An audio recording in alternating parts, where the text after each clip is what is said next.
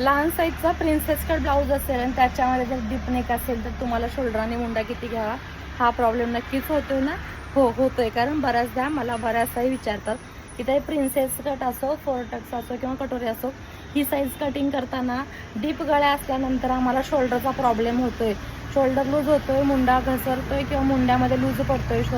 Shoulder आणि मुंड्याचं एकदा मला परफेक्ट माप सांग. तर आता मग 32 साईजसाठी तुम्हाला परफेक्ट कटिंग जे आहे ते सांगते प्रिन्सेस कटचं. आता इथे बघा 32 साईजचा हा ब्लाऊज आहे, उंची आहे 14.5 इंच आणि याच्यासाठी गळा आहे डीप 11 इंचचा, 11.5 इंचावरती मार्किंग केलेलं आहे आणि डीप त्यांना पसरट गळा हवा आहे. आता साईज लहान आहे त्यामध्ये पसरट गळा म्हणजे थोडंसं टेन्शन येतं की शोल्डर उतरेल का, मुंड्यामध्ये लूज होईल का, फुगा पडेल का, या सगळ्या गोष्टींचा प्रॉब्लेम होऊ नये हे जर लक्षात घेऊन तुम्हाला कटिंग करायचं असेल तर हा व्हिडिओ तुमच्यासाठी परफेक्ट आहे. कदाचित तुम्ही याच व्हिडिओची वाट पाहत असाल असं मला वाटतं. तर बघा आता शोल्डर याची किती घेतलेले आहे, पूर्ण शोल्डर 10 इंच आहे, निम्मी 5 इंच घेतलेले आहे आणि 5 इंचामध्ये 2.5 इंचाचा गळा रुंदी दिलेली आहे. 2.5 इंच इकडे शोल्डर साईड सोडलेला आहे, याच्यामध्ये गळा शिवून जाईल इकडे आणि इकडे बाहीचं शिवून जाईल मार्जिन 1/2 इंच आणि ते 5 इंच. आणि हे 2.5 इंच घेण्याचं कारण क्लायंटनी रिक्वायरमेंट अशी सांगितलेली आहे की डीप आणि पसरट मला गळे फ्रंट आणि बॅक हवे आहेत. सो 10ची शोल्डर अर्धी 5 इंच घेतलेली आहे आणि मुंडासुद्धा इथे 5 इंच घेतलेला आहे.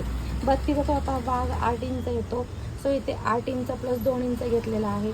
बॅक पार्टमध्ये मार्जिनला 1 इंच वाढवलेला आहे. तुमचा जो काही टक्स पॉईंटचा लेंथ असेल तो तुम्ही इथे घेऊ शकता. तर शोल्डर तुमच्या लक्षात आलं. तुम्हाला जर गळा रुंद जास्त हवा नको असेल तर इथे तुम्ही 2.25 इंच 2 इंच घेऊ शकता. इथे क्लायंटला रुंद गळे हवे आहेत पसरट, त्यामुळे मी ते 2.5 इंच घेतलेला आहे, तरी सुद्धा शोल्डर उतरणार नाही. हा झाला फ्रंट साईड.